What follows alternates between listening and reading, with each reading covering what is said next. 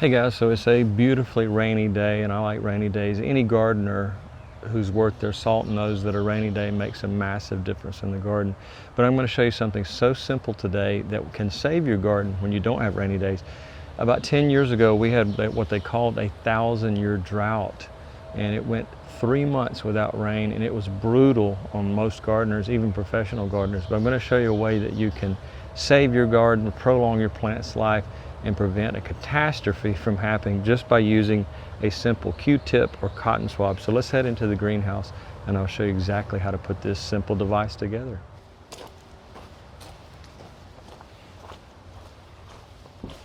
So guys, you only need a few things to make this, and it's really simple to put together. It can make a massive difference if you do have a situation like I just spoke about. But first I'm going to lose this jacket because even on a cool rainy day like today, it is still hot in the greenhouse. So I'm going to lose this jacket and move on to showing you exactly how to put this small device together. Now the first thing you're going to need is any type of water bottle used, and these are some water bottles my wife buys. She drinks a lot of bottled water, and this is just an ordinary smaller size, maybe liter size. So anyways, you're going to need a small bottle like this, and depending on what type of drought situation you might encounter, you might actually want to go up to a gallon like this. Now there's different types of Q-tips on the market. I'll put a link in the description to this one because this type of Q-tip will not work. This is a solid, maybe compressed paper, something like this, but this actually has a hollow tube on it. And we're going to take this Q-tip and cut it in half, and I'll use each half on the little bottle. We're going to set up the gallon size and the liter size. So there we go. We can take one of these and cut it. You can just use one and just make it a little bit longer. But anyways, if you look very closely, you can see that this Q-tip has a hollow center, unlike these white ones, which are just solid and would not work. So just remember, make sure you get the right type of Q-tip. Now the next thing we're going to need to do is we're going to make a small hole in the top of our water bottle that will be almost exactly the same size as our Q-tip. We don't want it to be too large, so there's several ways you can do this. If you don't have a drill bit with a very small drill bit in it, a drill with a tiny drill bit is what I'm trying to say, that's what I'm going to use today. But you could also use something like a nail, and you could heat the nail up. Make sure you're wearing a very thick pair of gloves. Heat the nail up with a kitchen torch and take it and make sure that the nail is almost exactly the same size as your Q-tip, and puncture a hole in the very center of the top of it, whatever size bottle you're using. So that's two ways you can do it. You can puncture a hole. Now you can use other things. You could use a pair of scissors if it has a very sharp tip on it, and you could also make a small hole like that. Razor blade, you just want to be careful when you're using those type of instruments because this plastic can be tough to get through. But I'm going to do it the easiest way for me, which is just drilling a small hole right in the top. Now I've drilled the hole carefully, and I've had to ream it just a little bit to make sure it fits properly, but we want the tightest fit possible. We don't want this slipping out in any way. So as you can see, it's got a very, very tight fit, and it can still move back and forth. But just remember, you want to make it tight. We'll do the same thing with the gallon size. And this one actually has a little bit tighter fit, so that's exactly what we're looking for. We want it to go to the inside, maybe just a few millimeters, so it doesn't fall back out, because we're going to permanently adhere these to the tops. And I'll show you two different options you can use. One is questionably safe and one is very safe, but the one I'm going to use that's questionable, I'm trying to do that because I need to have this cement in place as fast as possible. But I'll show you an alternative that takes a little bit longer to dry. Now again, we want to seal this where there's no leaking around where we put our Q-tips in. There's two things we can use. Today I'm using super glue. As I said, it's questionable because there could be a certain level of toxicity around the base of this, but remember that it's only going to be on the outside, so hopefully that won't be a problem. But if you want to go with one of the safest products possible, this aquarium glue, once it's dry, it takes 24 hours. It's very safe. Fish are very susceptible to any chemical. If you put even the slightest amount of chemicals in your aquarium, it will kill them very quickly. So it's kind of like the canary in the coal mine. It just tells you if there's anything toxic in the water. So I'll put a link to the 100% aquarium sealant that's perfectly safe once it's dry in about 24 hours. But first, let's go with our super glue just to get this project on the road. All right, so we're just going to squeeze our super glue right at the base of our Q-tip. And it's going to take a little while to dry, so I'm going to just sit here and wait for about 10 or 15 minutes to make sure there's no possible leaks. Doing this in both tops, put a liberal amount on both of them to make sure there's no possibility of leaking around the Q-tip. Now It does dry pretty quickly, but I just want to make sure it's completely dry.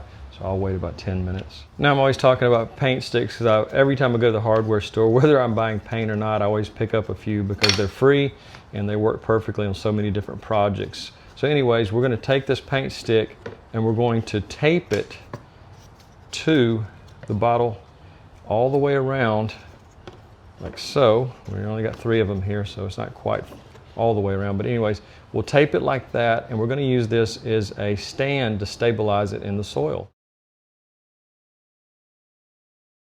Now I think 3 is not necessary. I'm only going to go with 2 because I don't think it's going to fall over unless we have tornadic type winds, which is pretty windy today, but I don't think it's going to be that big of a deal. Now on the gallon size, I'm going to use something a little bit more firm. I have these tomato stakes that I had around the greenhouse. I'm going to attach a few of these to the gallon size so it'll be a little bit more stable and I can elevate it a little bit higher so I can monitor the dripping. Now we've got our gallon size and our quart size put together. We're going to put the lids on them after we put a little bit of water in there, and we'll do a test run around one of our tomato plants or one of our other vegetables in the garden, and we'll just do an up close watch. I'll show you exactly how slow this drip irrigation works, and over a period of 24 hours it may only empty out a small portion of each bottle. So it's really one of those things that if you're in a drought situation, this could save the day if you don't have an automatic system that's going to help you along the way. So you fill this once, you can walk away from the garden for a couple of days and you don't have to worry about your plants dying in a very short amount of time. Now you can use this in raised beds, you can use this in potted plants. This would work great in a potted plant. You can use it in open ground gardens. So it's just one of those things, if you have a plant you really wanted to see succeed throughout the hot months of summer, this will help save it very quickly. So let's go out to the garden and we'll set it up. So we want to put this as close as possible to the plant's root. So I'm just going to force that in right there. Very good spot. And one thing I will tell you, that if it's dripping too fast, you can take that same nail and semi-plug it. We have a pretty good speed of drip here, but if it's going through it too fast and you want to slow the dripping speed down, just put this as kind of a small little plug. The water will still work its way around it, and you'll see the dripping speed will slow down to much slower. So you may only have 1 drop every 4 or 5 seconds, but on a really dry day, this really helps. Now let's test our smaller bottle on the same bed of plants.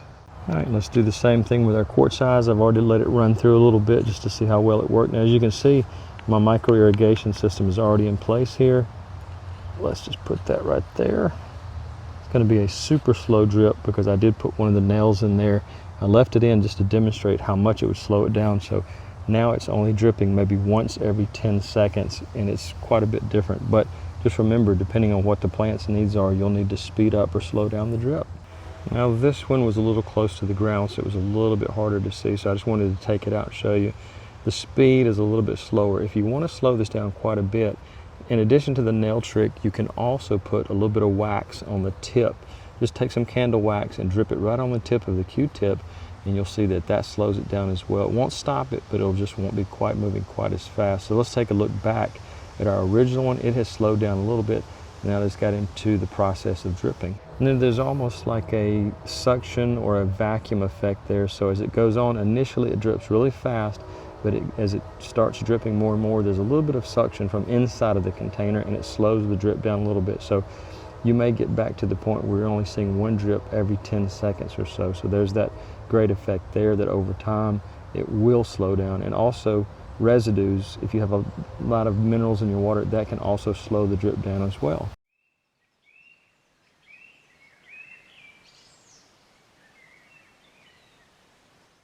Now I use a variety of organic and sometimes synthetic fertilizers. I like Super Thrive, it's a fish fertilizer, and sometimes they'll add that to the jug. So it's not necessarily just for watering for me because I do have a dedicated irrigation system. But I can use Super Thrive. I'll take a t-shirt, cut it into maybe a 6" by 6" thing, an old t-shirt, fold it over, and then put it above where your Q-tip is, and that will help filter out any solids, so it'll be able to come out a little bit better at the tip, and it won't clog very quickly, because you're talking about maybe 0.5 millimeters, really small, almost like that of a hypodermic needle. So just remember, if you decide to put any type of compost tea or anything in there, you'll want to make sure you pre-filter it before it makes it to your Q-tip. So guys, everything I use in the videos, every single video, I try to make it as simple as possible for you to find those same materials. So I'll put a link in the description of this video to any of the products I use and some other products I like to use, such as my favorite thing, which is a backpack sprayer. It has made it so much easier to work around my garden because I have right at 2 acres and it becomes very difficult when you have to manually do everything. So anytime you can automate something, it makes it a lot easier. So guys, I really appreciate you watching. If you have a question about this video or any previous video, please become a public subscriber first, because I usually put my public subscribers to the front of the line when it comes to questions and comments so I can get back to you sooner.